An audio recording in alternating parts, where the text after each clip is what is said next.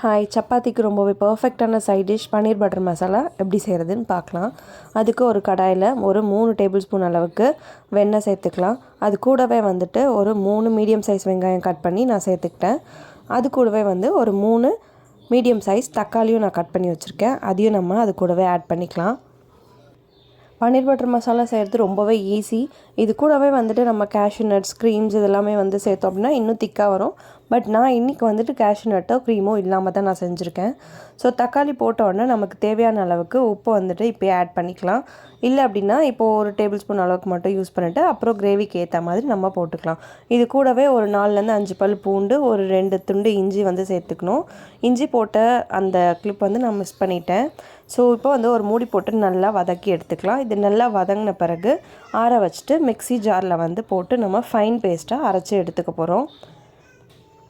இதுக்கப்புறமா நம்ம கிரேவி பண்ண ஸ்டார்ட் பண்ணலாம். அதுக்கு ஒரு கடாயில் ஒரு 4 டேபிள் ஸ்பூன் அளவுக்கு பட்டர் சேர்த்துக்கோங்க.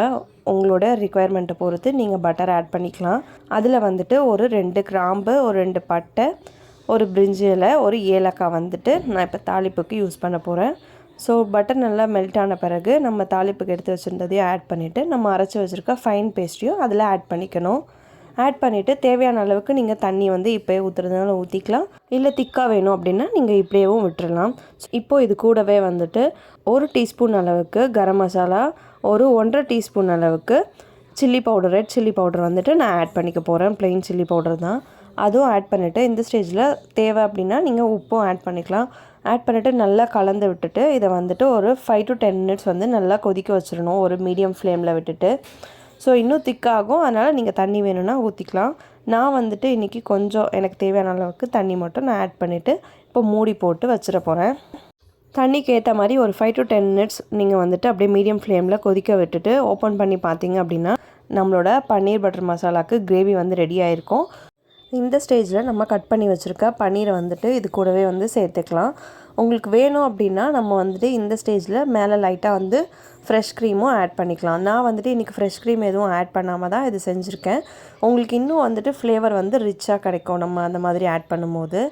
அதர்வைஸ் இதுவே ரொம்ப டேஸ்டியாக தான் இருக்கும். கண்டிப்பாக ட்ரை பண்ணி பாருங்கள்.